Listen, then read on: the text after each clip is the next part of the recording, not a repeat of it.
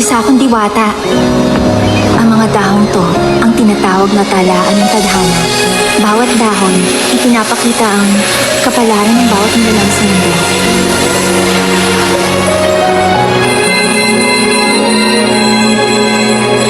At tungkulin ko na ayusin at pangalagaan ng bawat dahon.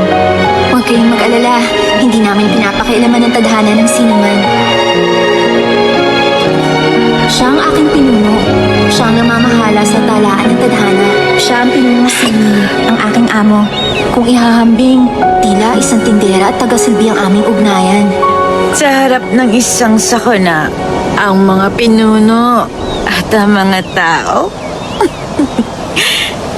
kapwa sila walang magagawa.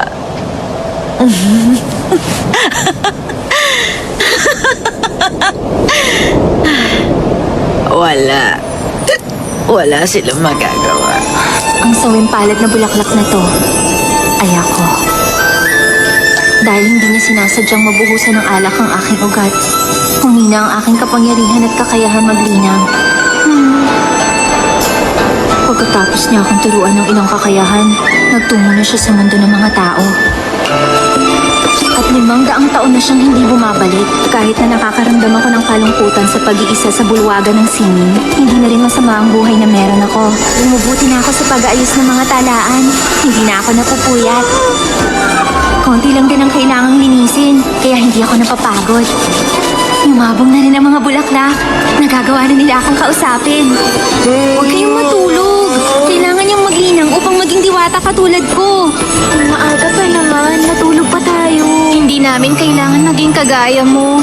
Napakarami mong mga gawain. Mas mabuti pa kung magiging damo na lang kami.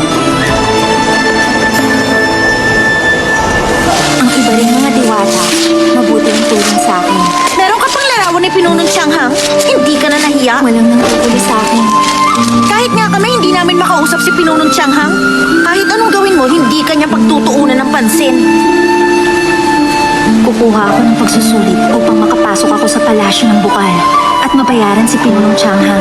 Ano ba yung kanina pa tinitignan ni Orchid? Ano pa bang iba? E di ang kanyang Pinunong Tianghang. Ngunit na ang larawang yun. Bakit pa niya tinitingnan? Ano bang itsura ni Pinunong Tianghang at nangungaling sa kanya si Orchid? Siyang pinuno ng digmaan. Hindi siya kung sino lang. Hindi pa natin siya nakikita. Paano naman niya naging tagapagligtas si Pinunong Tianghang? Marahil hindi naman mahirap mag-ayos ng mga talaan. Subalit masalimuot ito.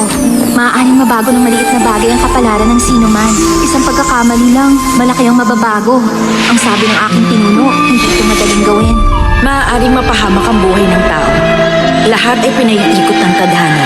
Ang kapalaran ng tao, kailanman, ay hindi nakatapos. 50 na gagawa ko kada araw. 1,500 kada buwan.